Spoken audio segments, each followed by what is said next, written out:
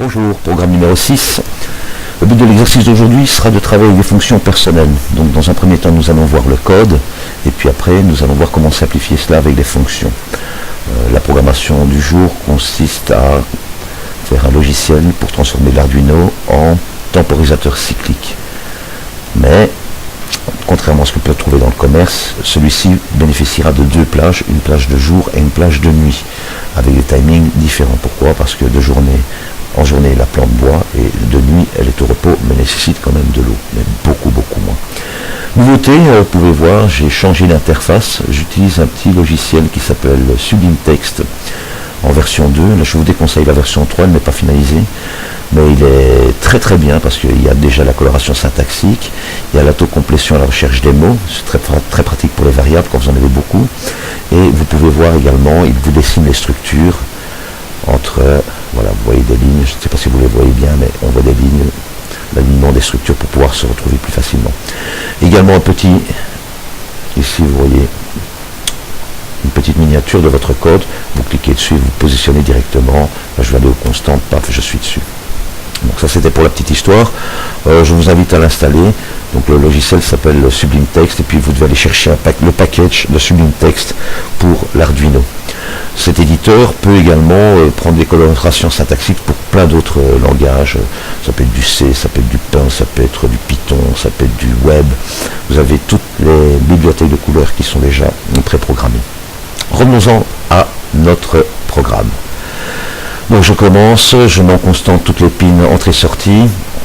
J'aurai besoin pour cette application d'un relais, d'une cellule photosensible, donc le capteur LDR, une LED pour l'indicateur de jour, travail de jour, une LED qui s'allumera si on travaille de nuit, et une LED qui vous indiquera si la pompe est en activité ou pas. Ensuite, mes trois premières variables ici, je n'y reviendrai plus, elles ont été définies dans l'exercice numéro 5. J'ai rajouté 5 autres variables, 4 pour enregistrer le temps de travail, le temps de pause de jour et de nuit pour la pompe, et une variable de type entier-long qui servira à la transformation des secondes en millisecondes. Vous voyez, par rapport à l'exercice précédent, je travaille maintenant en secondes, je ne mets plus les millisecondes. Donc c'est le programme qui va faire la modification de secondes en millisecondes. J'ai fait ça dans un souci de lisibilité, et puis si vous voulez changer le temps, c'est beaucoup plus court. Voilà, ça c'était pour la petite histoire. Passons maintenant à la partie initialisation. Donc, j'avais bien 4 entrées-sorties. Celle allouée au relais, qui était le numéro 9, si mes souvenirs sont bons, voilà, 9, sera en sortie. Le capteur sera sur la pin 0 en entrée. L'indicateur de jour, qui est en pin 7, sera en sortie. L'indicateur de nuit, qui est sur en pin 8, sera en sortie. Et l'indicateur d'activité de pompe, lui, en sortie, ce sera la pin numéro 6. Je rentre dans le corps de mon programme, cette fameuse boucle sans fin, loop, voilà, fin de boucle, boucle. Alors, les deux premières lignes, disais-je, je ne reviendrai plus dessus, elles ont été vues dans l'exercice programmation leçon 5. Toujours ma comparaison en fonction de mon seuil de déclenchement et de la valeur récupérée par ma cellule photoélectrique. Si la condition est vraie, je suis en période de jour, c'est marqué période de jour, sinon je suis en période de nuit. Que fait le programme en période de jour? Eh bien, il rentre dans la boucle, il met l'indicateur, la LED indicateur de jour sur high, donc il l'allume. Il éteint l'indicateur de nuit, mais sur low. Il allume le relais et il allume la LED indicateur d'activité. Ensuite, pendant son activité, il va durer le temps de l'ordre prochain, donc je mets une pause. Maintenant, je dis que le temps est égal à ce que j'ai introduit, donc time on jour en secondes, fois 1000 pour obtenir des millisecondes. Pourquoi? Parce que la fonction delay requiert un entier long en millisecondes. Donc ça c'est mon temps de pause. Arrivé à mon temps d'attente, pompe active. J'arrive ici, après ce temps d'attente, je mets mon relais sur l'eau, donc je coupe mon relais, je coupe l'indicateur d'activité de pompe, et je refais une pause avant de sortir et de recommencer ma boucle. Période de jour. Si je suis en période de nuit, en rentrant ici, je saute toute cette partie-là, j'arrive directement là, et c'est le même principe.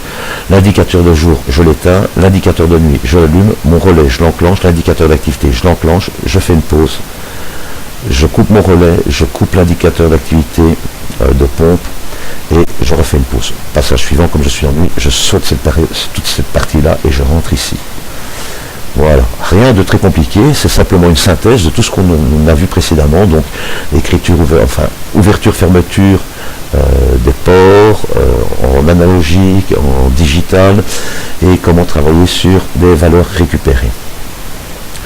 Alors le but de la leçon, je vous l'ai dit au début de celle-ci, c'est de travailler avec des fonctions. Pourquoi ? Pour soit la réusabilité.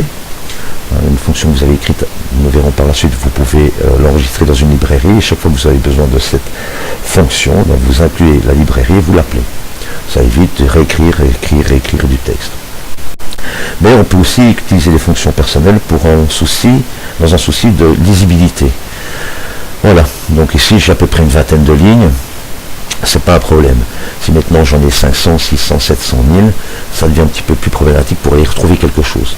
C'est un petit peu le même principe que votre disque dur. Vous avez un fichier, vous avez un répertoire, et vous mettez des sous-répertoires, puis des sous-répertoires. Mais ça va à peu près la même chose. C'est une structure arborescente que vous pouvez appeler. C'est beaucoup de blabla, mais c'est très très simple. Alors, je vais remplacer tout ce code par une fonction. Une fonction, c'est un morceau de code.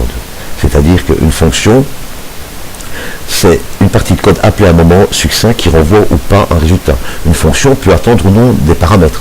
Ici, nous allons travailler avec des fonctions toutes simples, des fonctions personnelles qui ne nécessitent aucun paramètre et ne vous renvoient aucune valeur. Je rappelle qu'une fonction renvoie toujours une expression. Il faut que ça soit bien ancré dans votre esprit. Une fonction renvoie toujours une expression. Alors, on va faire une petite fonction.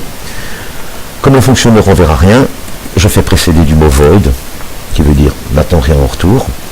Ensuite, le nom de la fonction, je vais mettre activité jour, ouvrir parenthèse et fermer parenthèse pour dire que c'est une fonction.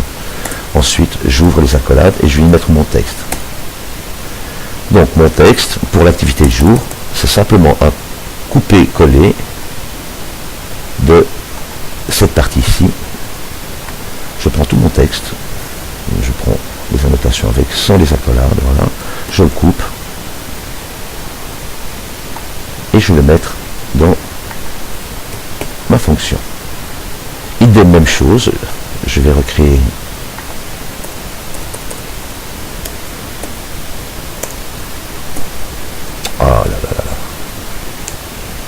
voilà, je vais recréer une autre fonction, toujours précédée du mot void parce qu'elle ne renvoie rien. Et là, je vais l'appeler activité nuit. Ouvrir, fermer parenthèse pour dire que c'est une fonction. Ouvrir, fermer accolade pour y mettre le texte. Et je vais aller chercher mon texte d'activité de nuit, activité nocturne, toute cette partie de code que je vais prendre ici, hop, que je coupe et que je vais mettre. Donc me voilà avec deux fonctions, activité jour, activité nuit. Maintenant, l'appel de cette fonction est très simple. Vous mettez simplement ici activité jour, ouvrir, fermer parenthèse, point virgule, parce que là c'est un ordre. Et là, vous mettez tout simplement activité nuit. Oui, c'est très facile avec cet éditeur. Pas besoin de chercher la syntaxe. Voilà. Donc ça signifie quoi? Quand je vais rentrer dans la boucle, supposons qu'on est en période de jour, et bien je vais arriver sur l'appel de fonction activité jour. Là, le processeur sait qu'il doit aller chercher une fonction activité jour et exécuter le code qui se trouve dedans. Donc, le pointeur programme là, il lit l'ordre de la fonction, hop, il va se pointer ici, il exécute tous les statements, tous les ordres qui sont dedans, et puis il va remonter à la fin de la fonction. Voilà. La fin de la fonction, le L je ne rentre pas dedans, donc je sors, je skip cette partie, fin de boucle et je recommence. Donc chaque passage, je vais appeler la fonction activité jour. Voilà, c'est très simple. Si vous aviez maintenant 7-8 parties, 7-8 fonctions, si vous en avez une qui pose problème, vous cliquez dessus, vous cherchez, vous tombez directement sur la partie de code qui vous intéresse. Prenez cette habitude dès le départ, ça vous facilitera la vie, croyez-moi. Voilà. Ce petit exercice de synthèse est terminé. Nous n'avons rien vu de très spécial sauf la fonction personnelle.